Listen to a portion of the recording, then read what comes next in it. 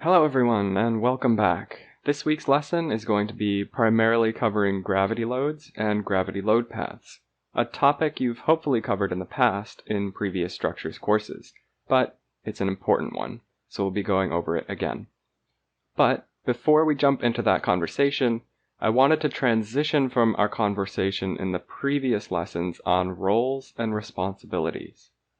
Recall that last week we laid out the specific roles that structural engineers and architects have on a project. However, it's always important to remember that we all have a shared responsibility to ensure that the building is safe for the public. So, with that said, I've got a question for you. Let's flash forward a few years into the future. You are a practicing architect, registered. And let's say that you are designing this lovely new atrium for a hotel. And let's say you have this concept of having these tiered walkways suspended from cables hanging down from the roof structure, as shown on the screen. Your structural engineer provided you with details calling for a single hanger rod that runs continuously from the roof through the upper tier walkway and all the way down to the lower tier walkway.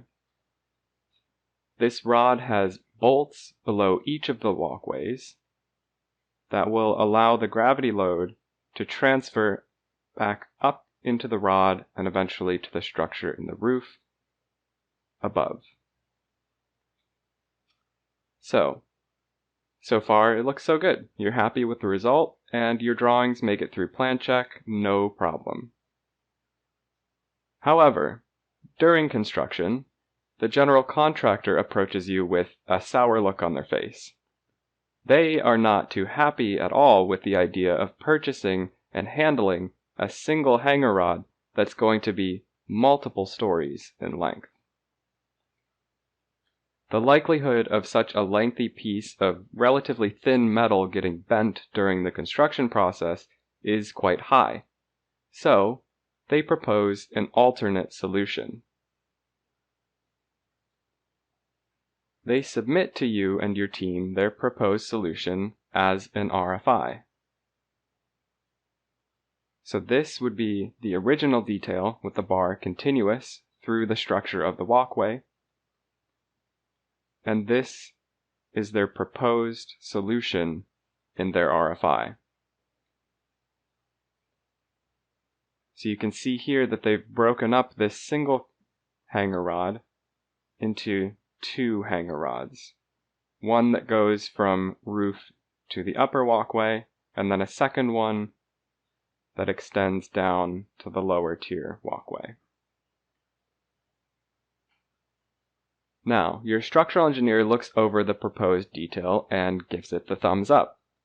They explain to you that if you trace the gravity load path all the way up the single hanger rod versus all the way up the double hanger rod, you end up with the same amount of force in this upper rod in both scenarios.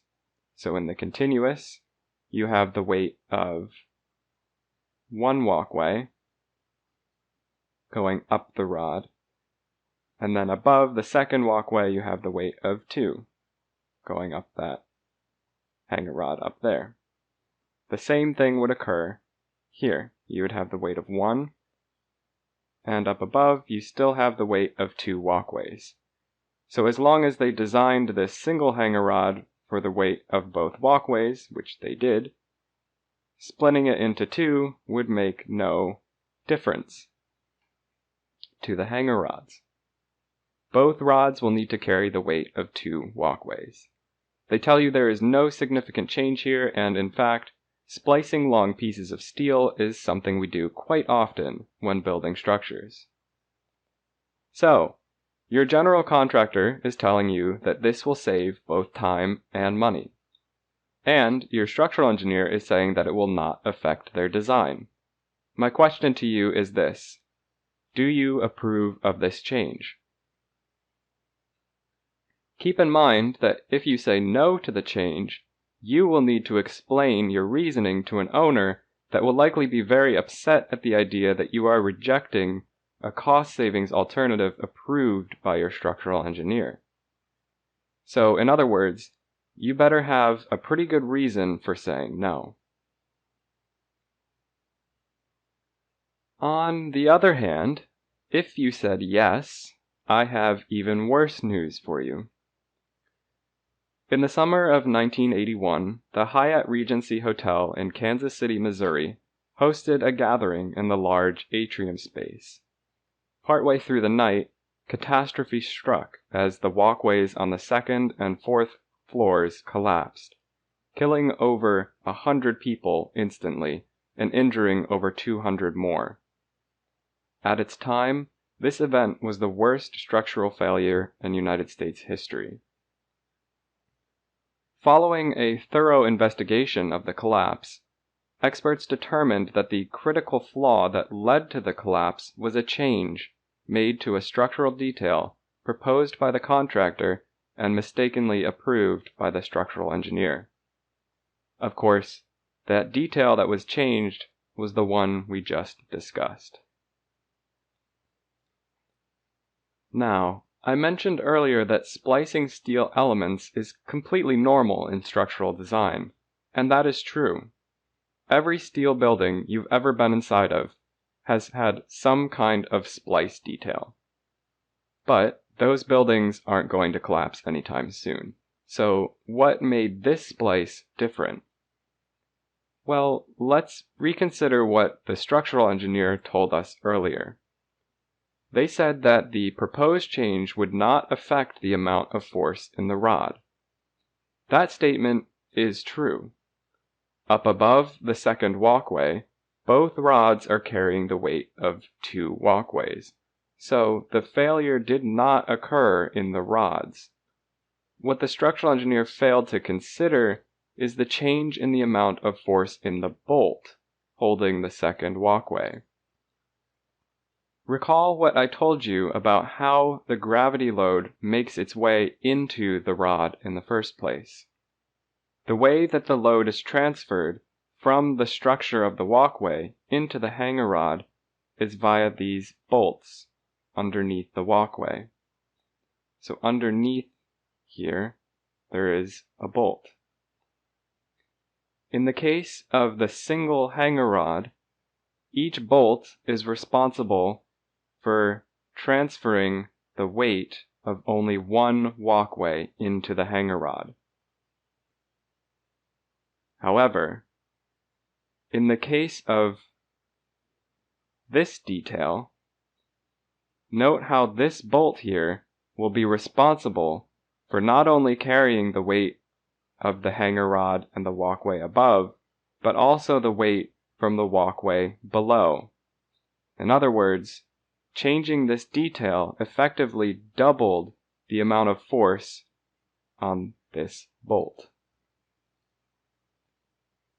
You can see that very clearly in this video demonstration, and I'll provide a link to the full video in the additional reading section for this week's lesson. So, note how when he pulls up on the lower walkway here, the upper walkway is not affected at all. Similarly, when he pulls up on that upper walkway, the lower walkway is not affected at all. Thus, they are independent of one another. However, in the second scenario, so this is the change that was proposed, note how when he pulls on the lower walkway, again, the upper doesn't move. However, when he pulls on that upper walkway, the lower walkway moves along with it. So again, the original design, this bolt here is carrying the weight of only one walkway. However, here, the load on the bolt is doubled. Another way to visualize these two scenarios, as he explains in the video, is to imagine that you and a friend are both hanging from a rope. In the first design, the original design, both you and the friend are gripping the rope independently. In the second scenario, in the design change, your friend is holding onto your ankles. The total weight that the rope experiences is the same in both cases. However, Obviously, in the second scenario, it will be significantly more challenging for you to maintain your grip on the rope. Now, I'm walking you through this example for two main reasons. One, we are going to be talking about gravity loads and gravity load paths in the upcoming lessons. And this example shows how crucial it is for us to understand exactly how our floor loads travel from their origin all the way down to the foundation. Any weak links, no matter how small or insignificant they may seem, can have a devastating impact on the whole system. In this example, the engineer could have provided a rod that was 5 times as strong as the one that was used. They could have bulked up this floor deck to a massive size. They could have bulked up this girder underneath to a massive size. But ultimately, the bolt here would still fail, and the structure would still collapse. So every piece of the gravity load path is important. The other reason I share this with you is to reinforce what we talked about in Lesson 1. That is, you have responsibility to ensure that what is getting built under your watch is safe for the public. Even if approving this particular RFI wasn't your direct role, you still have a responsibility to check it.